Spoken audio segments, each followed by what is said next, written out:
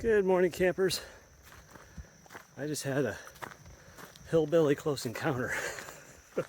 Close encounter of the hillbilly kind. Holy crap. So anyway, I won't be specific about where I camped. But I camped near a creek, and it was fine. Got up this morning, got all packed up, and realized I have to go to the bathroom. Well, I can't go number 2 near a creek. You have to be 200 feet away from a water source. The problem was, the other side of the creek was just a steep hill. I wasn't about to start scrambling up a hill trying to find a spot, 200 feet up where I could do my business. In the other direction was private property, posted no trespassing, hunting, fishing, trapping, etc. So I thought, well, maybe I'll wait until I get on the trail and I'll find a spot then. But when you gotta go, you gotta go. And well, before I tell you what happened, let me back up. About 4:45 a.m. this morning, a couple of trucks come rumbling down the road that's right near where I'm camping, like a stone's throw away. They come rumbling down one after the other. Then they go, a couple minutes later, they come back going the other way. I'm like, what the hell? It's 4:45 in the morning. It's a Saturday. So a little while later, I hear barking dogs. I thought they were coyotes at first, and then I'm like, no, those are like hunting dogs, I think. That frantic barking, like bloodhounds type. So, sure enough, here comes one of the pickups, and I hear the dog barking getting louder and louder and louder as it goes by, and then it gets quieter and quieter as the truck goes by. I'm like, okay, must be hunter out. I didn't know it was hunting. It's August. And what kind of hunting season is August? I've never heard of that, but what do I know? I don't hunt. So I'm laying there in bed, and I finally get up at 5. Well, this happened several more times. Truck going by with barking dogs one way, going back the other way, and then a second one, back and forth. I'm like, what kind of hillbilly parade is this? Back and forth, up and down, like they're in a parade. Anyway, so I pack up all my stuff, and it starts getting light out, and I'm outside breaking down the tent, and one of the trucks goes by, and I thought, well, if he sees me, I'll just give a quick wave. I just kind of I waved. I couldn't see into the cab if they could see me or not. So anyway, I get all packed up, and I'm like, I'm not going to make it to the trail. I just got to go. So I thought, okay, it's quiet. There's no trucks around. I'm going to go across to that private property, no trespassing area. It's nice and flat, open. I can find a tree, a fallen tree, to do my business and bury it over there, and no one will be the wiser. So I head about 75 yards into the woods, far enough away from the road you can't really see me unless you know exactly where to look. Squat, do my business. Literally, I'm just finishing doing my business, haven't even got out the toilet paper yet, when I hear barking dogs. I'm like, you've got to be kidding me. So I wipe as fast as I can. I'm like literally not even done cleaning myself up, and here comes that truck, and I can see it, and I can see the dogs, and so I crouch down, put my head down to try to keep my profile low, because I thought, if those dogs see me and they alert on me and they stop the truck thinking that there's a deer out here or whatever it is they're hunting, and they get out, and there I am wiping my butt. Oh my, on private property. Oh my God. So the truck kept going. I kept watching. I was like, oh, keep going. The truck kept going. The dogs didn't seem to notice me. So I finished doing my business, cleaning myself up. And I'm like, I don't have time to dig a cat hole, because I'll sometimes just go, and then I'll dig the cat hole next to it, and then push everything into the hole with a stick and bury it. I'm like, I don't have time. This is crazy. So I just covered it up with a bunch of dirt and leaves, and I'm literally about to head back to the road where I hear barking again, coming from the other direction. I'm like, you gotta be kidding. What is going on right now? And the barking was not moving. It was not like in the back of a truck. I thought, oh my God, did they let the dogs out somewhere down the road and they're headed this way? I'm like, what do? Do I hide? You know, and hope they go past again? Or do I just get out of these woods? So I thought, I gotta get out of here. So I just hid my little toiletry bag that I had in my hand, and I headed toward the woods, and I could see the pickup up the road, and the doors were open like they were getting out and doing something with their dogs. And I just walked straight across the road, head looking forward, across to my pack, finished packing up my pack. That truck, they closed the doors, got the dogs back in, and headed back down the road past me. I just kept my head down, you know, get my pack sorted out. And then once they were past, I got the hell out of there. I was like, this is crazy. Absolutely crazy. So, whoever's property I just took a dump on, sorry, but I didn't have any choice. I couldn't do it next to the creek. I couldn't do it up on a hillside, steep hillside. Sorry. It's the way it goes sometimes.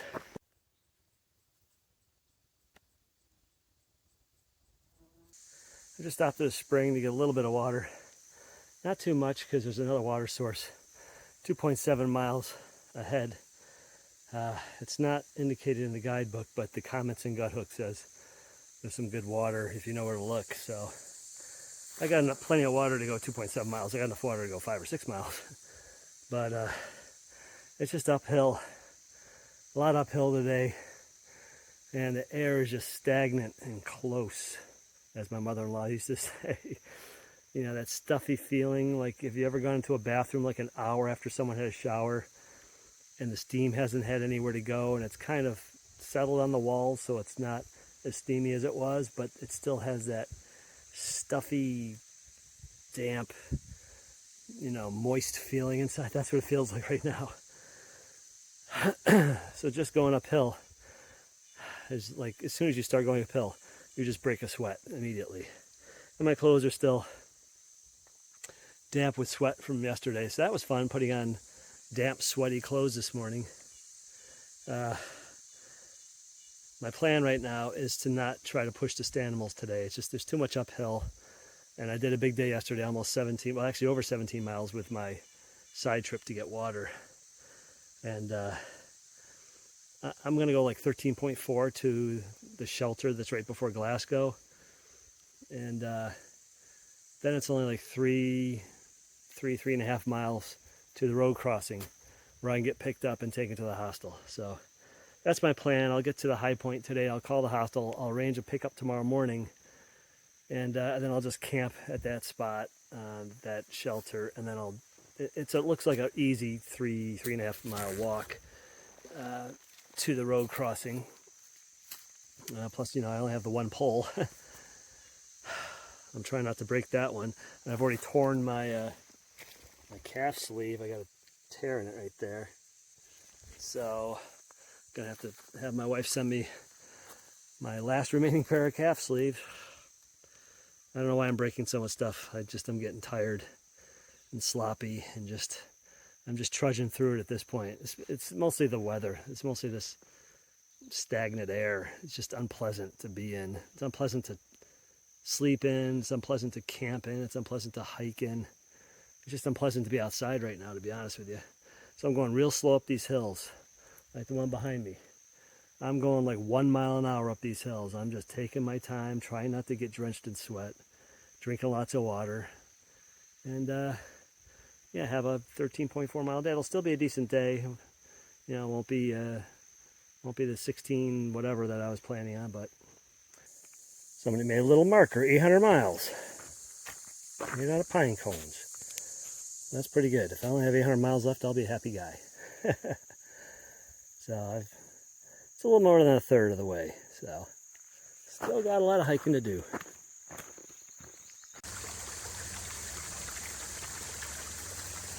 So that is where I just filled up with water. I'm just off the trail. I had to come down that little gravel road here. The trail's just 50 yards up I stopped here, even though I stopped at that spring about 2.5 miles, 3 miles back, because checking the guide, this is the last reliable water source close to the trail for 9.5 miles. There's a water source at the next shelter, which isn't too far, but the shelter's 0.2 off the trail.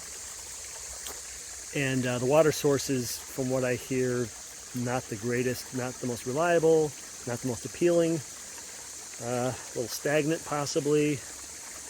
And another water source that's several miles past the next shelter is half a mile off the trail. And I'm not walking half a mile down, half a mile back today.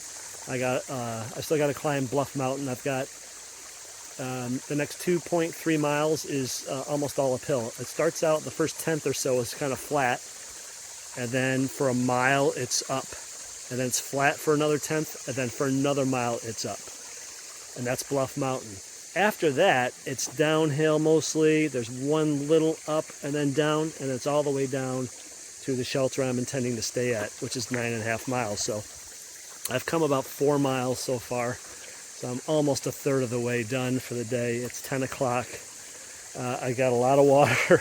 I got 3 liters of water, so that's, 6.6 pounds of water basically. I slugged down about 40 ounces of water, finished my Tailwind and energy drink mix that I had left. I sucked all that down, trying to hydrate as much as I can. It's not that hot. That's the crazy thing is. It's like, 75, maybe upper 70s, especially in the shade in the woods. But the air is just like thick with humidity. It's just sticky, you just feel like it's just stagnant, stuffy, like a stuffy room that's just, you want airflow and it's just not there. You can see, the leaves on the trees, nothing's moving. There's like no airflow here. So anyway, I got to get going. 9.5 miles. It's only 10 o'clock. Even at a really casual 1.5 mile hour pace, that's 7 hours of hiking. I would be there by 5. Plenty early to do what I need to do. And like I said, once I get to the downhill, hopefully my pace will pick up a little bit. So I don't see any problem getting to that shelter. I do have to remember to call for my ride when I get to the top of Bluff Mountain, to call Stanimal's Hostel and tell them, tomorrow morning you can pick me up at like 9 or 10 a.m. and then I'll walk the last 3.5 miles or whatever it is to the pickup point in the morning and get to Stanimal's and do everything I need to do. So.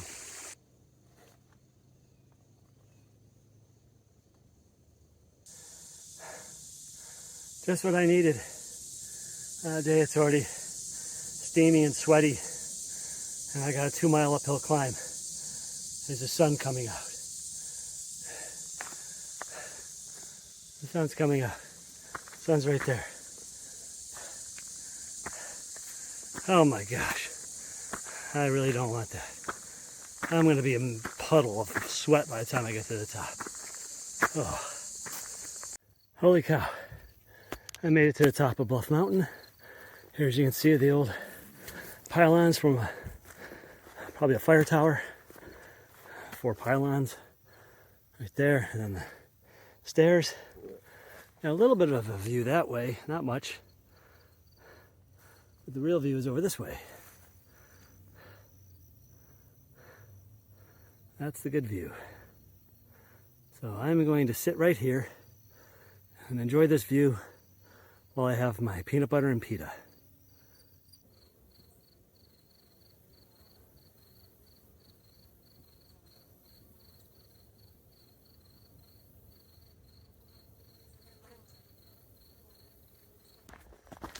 Okay, I'm on my way back down from Bluff Mountain, and I checked my position, and I'm only 9 miles from the trailhead down at US Route 510 or 501, whatever it is. 9 miles. So even at a reasonable 1.5 mile an hour pace, which I think I can easily do because it's mostly downhill or flat. There's one little uphill push, but most of it's downhill or flat. Like right now, I'm coming down off Bluff Mountain. I shouldn't have any trouble getting to that trailhead. before 6, possibly even by 5. The trick is there's no cell reception there. So when I get to the next peak, which is in about 4 miles, that's when I have to call for the shuttle. And I have to predict it's about 5.5 miles from that point to the trailhead. So I have to predict how long is it going to take me to go that 5.5 miles, which is hard to predict because you don't know what the terrain is like. Oh, jeez.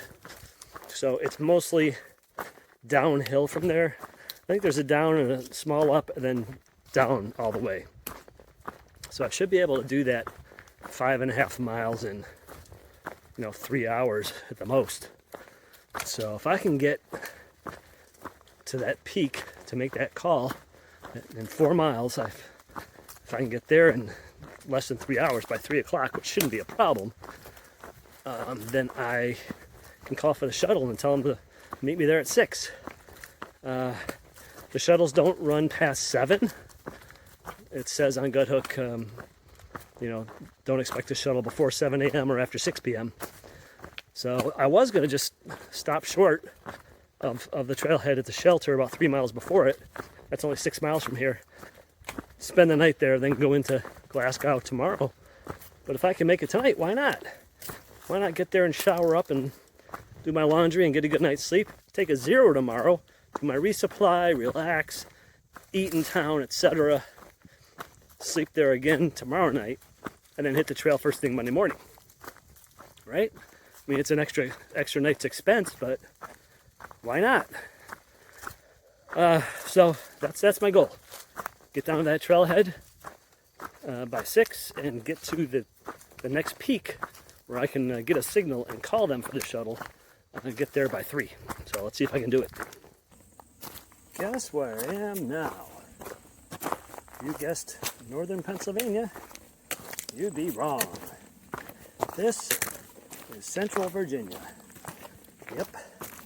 You get rocks here too, folks. Rocks everywhere on the AT. So a quick update in case you're wondering about our friend who experienced that injury in the ocean there on the west coast.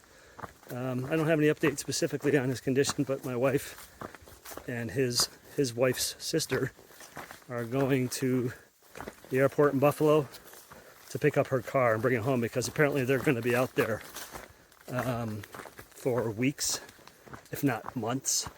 I don't know what's going to happen with the kids, with school, if they can do it remotely from the West Coast.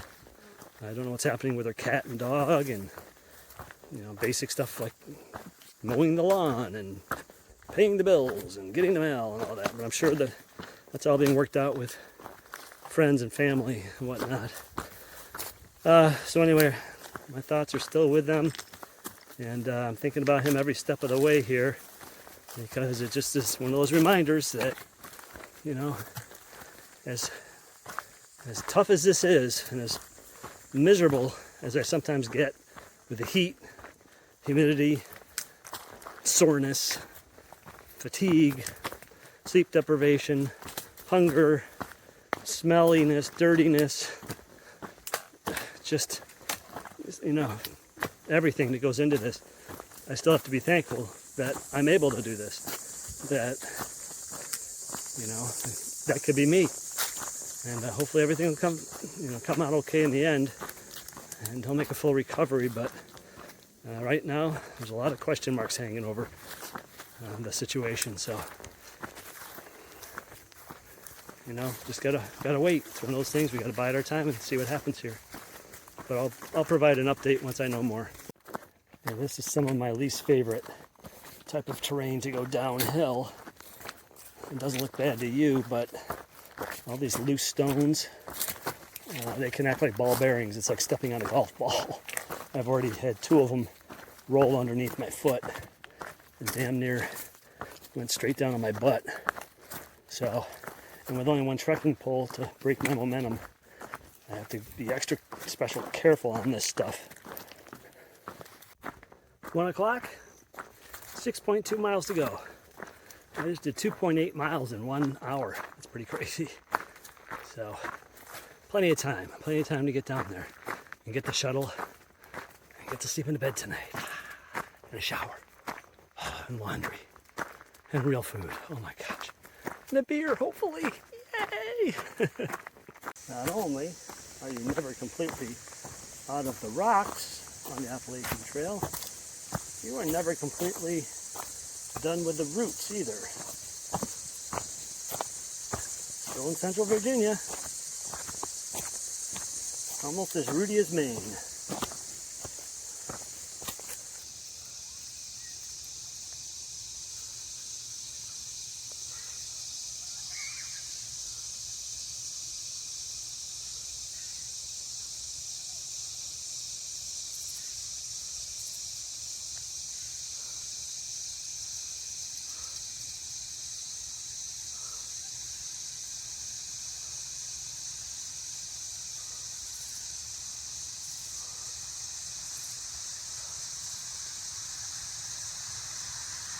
Hey, I'm here in my hostel bunk at Stanimal's in Glasgow, Virginia.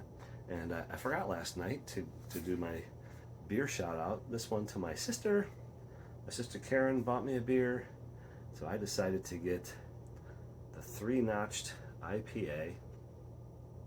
It sounded good. I'd never heard of the brewery. And they were selling these in single cans at the down at the grocery store, so I decided to try them, and it was very tasty. I had it last night out on the porch before I went to bed. So thank you, Karen, for buying me a beer. Appreciate it very much. And any of you who are interested, you could also treat me to a beer if you like. You can look down in the description of my videos, and there's a link down there. The website's called buymeacoffee.com, but you can also buy a beer, buy a burger, stuff like that for people. And I'll give you a little shout out on my videos. So thanks.